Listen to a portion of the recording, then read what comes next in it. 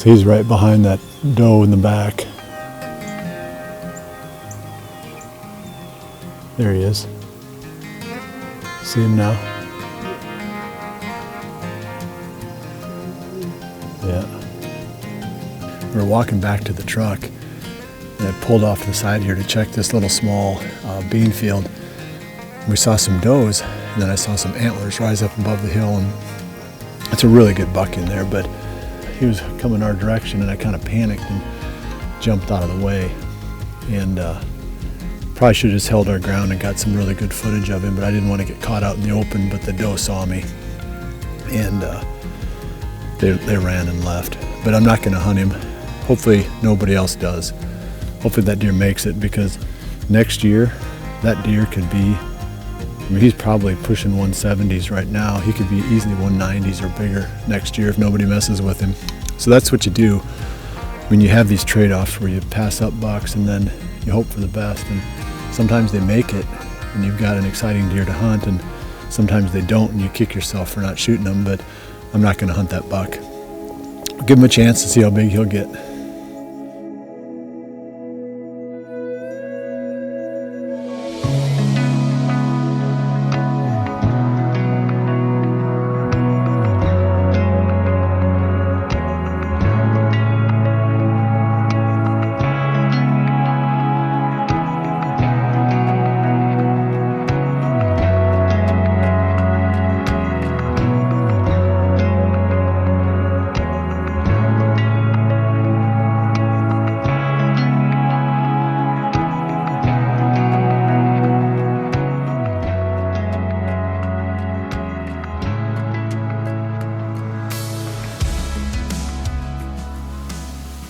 Amid a landscape of orange and red, with temperatures holding 5 to 10 degrees below the norm, most of our teams were in the field this past week.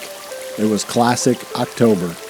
The bucks seemed to enjoy these high-pressure Indian summer days just as much as we did, showing more than typical levels of daylight activity.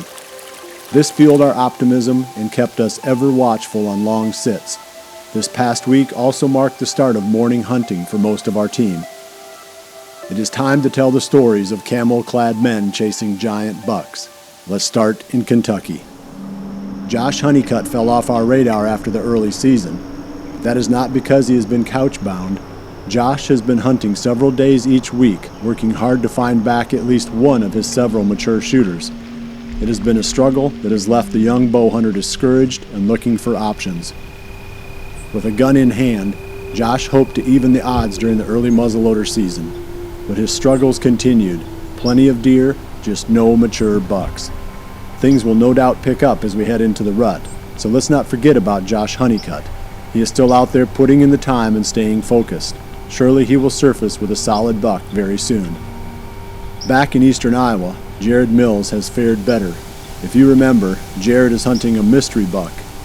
He can't show any photos or video of the deer because of an agreement he made with his neighbor. At least not until one of them kills the buck. But that is not to say that Jared doesn't have both photos and video. He encountered the 320-inch buck twice during the past week. Well, maybe he's not 320 inches, but hey, I always say, dream big. One encounter came at just 12 yards. Given that he has 2 buck tags, Jared has also been hunting other properties. Alright, here we go. It's October 20th. Grant and I are settled in. This is my very first hunt on Mike and I's farm this year, so I'm excited to be on this property. There's a couple target bucks, and they've been showing like they're starting to become a little more active in the last week or so. So love that lay our eyes on one of them. We're in a spot where we can see a lot. The other cool part about tonight is that Grant behind the camera just got his Iowa residency, so he has his bow with him tonight. There's a couple targets on this farm, at least one for sure, that we'd like to get him on, so double the chances of hopefully shooting a buck tonight.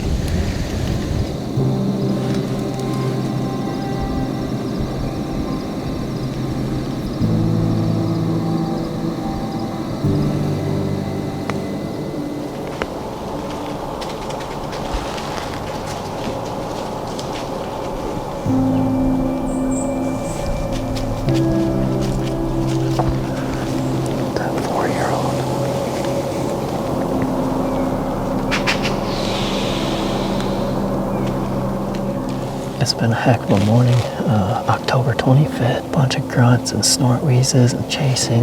It's been a lot of fun.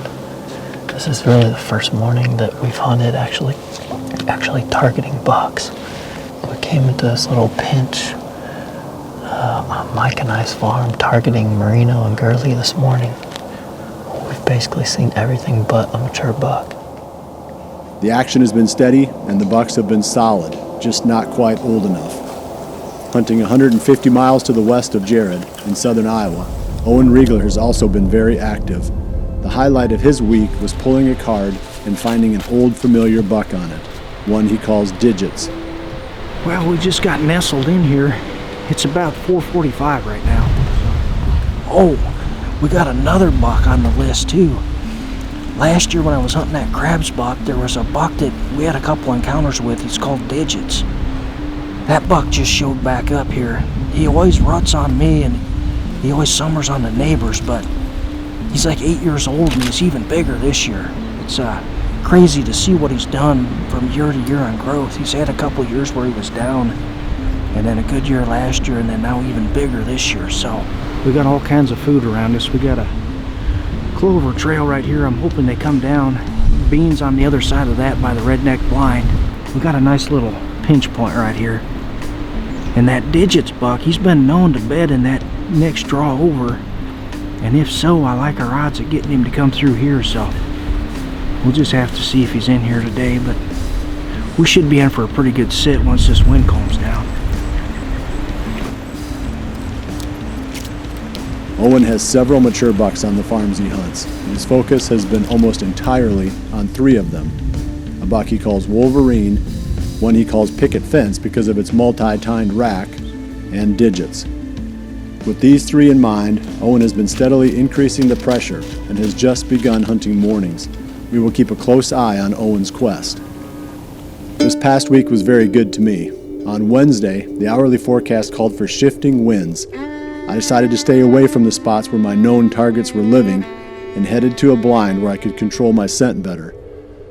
I was hunting a spot I know very well, but I was shocked to see a buck I never expected. This afternoon we were planning on going after old One Eye, but the forecast that we looked at 2 different wind forecasts, the hourly forecasts.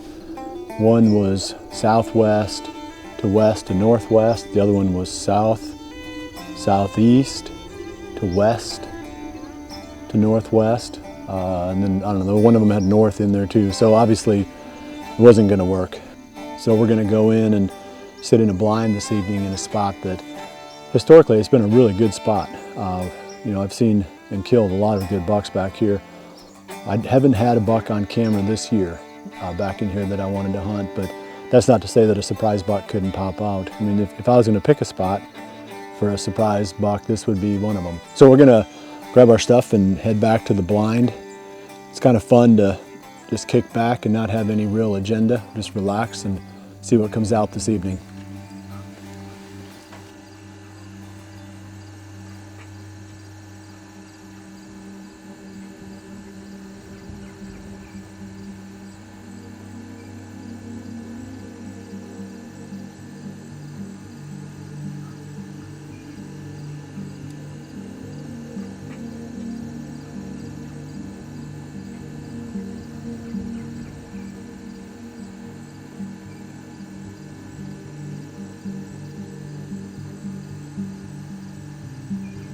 Got about 45 minutes left, maybe a little bit more than that.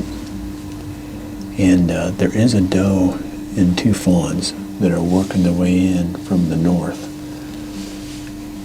And I shot 2 does here the last time I was in here, but I would be tempted, if she gives me a good shot, to try to take this doe. We had a small buck and a bunch of turkeys out in front earlier, but that's been it so far. Hopefully we'll have a buck pop out here. There's plenty of food. This is a big and beastie patch, and there's a lot of it left. So there should be more deer popping out here, I would think, before the evening's over.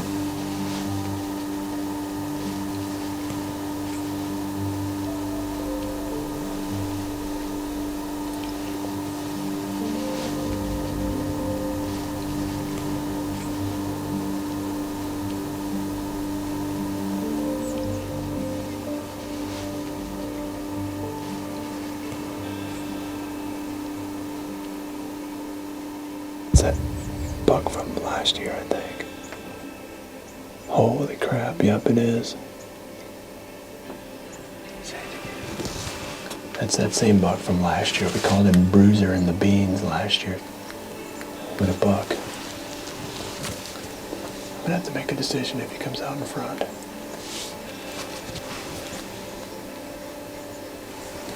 If you got enough light.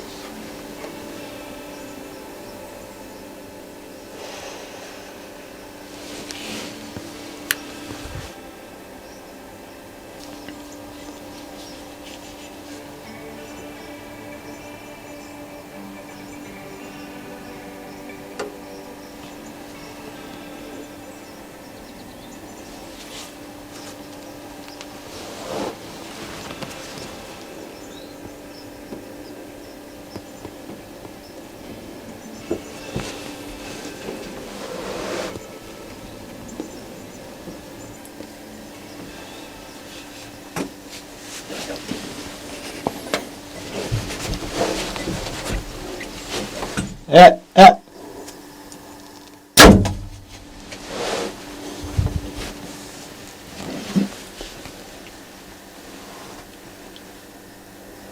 was a good hit, wasn't it?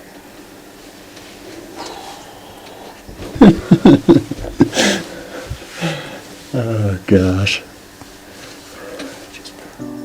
We were talking about a surprise buck, and this would be the spot for him, and that was a surprise buck. Wow. What a deer. That thing's awesome. The brows on that thing had to have been 8 or 10 inches long.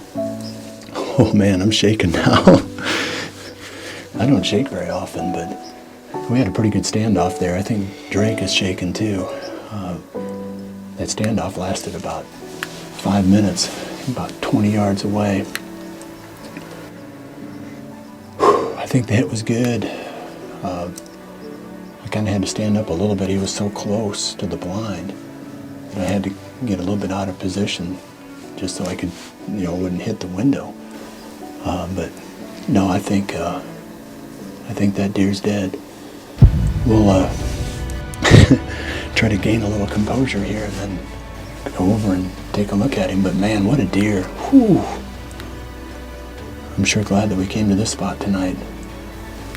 Yeah, that's awesome. I can't believe it. I know what deer that is too. I recognized him fairly early on. We filmed that deer in the next field to the south last year on, I think it was like November 9th or 10th. And he looked big then, but he looks a lot bigger now. Dang, who'd have thought? The 23rd of October. What a buck. Dang. I gotta sit there. Wasn't that something? So there's some blood right down here.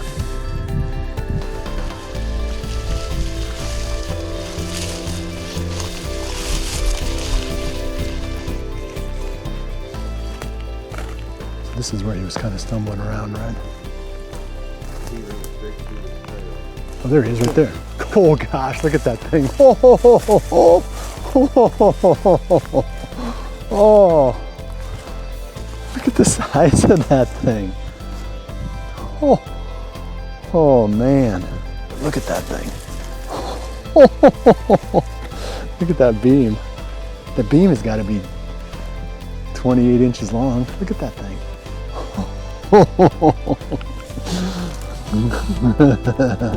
Boy, that was the surprise buck.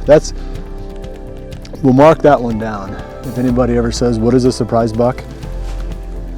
We'll have a picture of this deer, because wow, what a deer. Look at that thing. We had no idea that he was back here. This was one of the bucks that I have a little bit of history with this deer from last year, but not very much. And that's what makes him such a surprise and what makes this hunt so much fun. I think there's something about just getting lucky and killing a deer that you didn't really know was there that is so appealing. I mean, I think I have more fun shooting this deer under these circumstances than if I'd been hunting him all season long. It's pretty cool, really cool, you know, to have that much luck fall right into your lap. And I think it evens out over time. You know, we get to feeling sorry for ourselves sometimes, you know, when we have a bad year or a bad shot or something like that. But then, you know, as long as you stick with it and keep doing your best, you know, eventually luck swings back around your way, and it definitely swung back around my way tonight. I mean, what an awesome deer. I mean, he's everything you could possibly want. That takes us through the middle of the week, but the action didn't stop there for our teams. When we left Josh Sparks a week ago, he was after a beautiful 10-pointer on a piece of public land. Josh got there first and almost made the most of it with 2 close encounters, but other hunters have also been hitting that area during the past week. The buck has disappeared, and Josh has moved his efforts to a different tract. He decided on a piece that reflects the property he grew up hunting. Lots of timber with creeks running through it. Using these creeks for access, Josh found a good spot where he encountered a very solid 3-year-old this past Friday. See him? I don't know. It's a good buck. It looks young. I see her. Yeah, he's a young buck. Well, that almost just worked out. That was an awesome encounter. Max looked up in the back of that field and said we got deer coming. And it was a buck, dog, and a doe. Oh, man. At first I thought he was one that wanted to shoot. And don't get me wrong, he was a beautiful deer. I just do think he was only 3. I'm pretty certain he was only 3. And I've set my goal as something mature, and I'm going to stick to that. I mean, he was just a beautiful, framey, long beams, just a little spindly. And we still got an hour and a half left. I've got to believe there's an older deer in this area somewhere. Hopefully he's behind those 2, because that might have been the first hot doe in this area. Who knows? Leaving all his gear in the tree that evening, he and Max returned Saturday morning when they had an encounter with their second shooter of the season.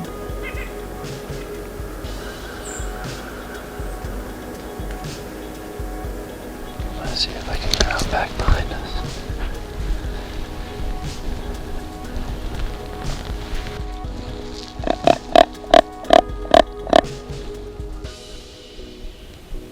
That is a stud, dude. I don't know if you can't see anything in here. He's definitely he's listening to see if he hears anything. Here he comes.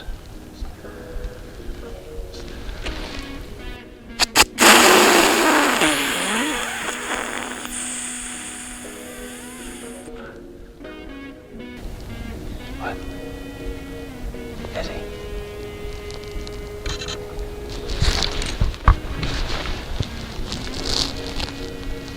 Yeah, he is, huh?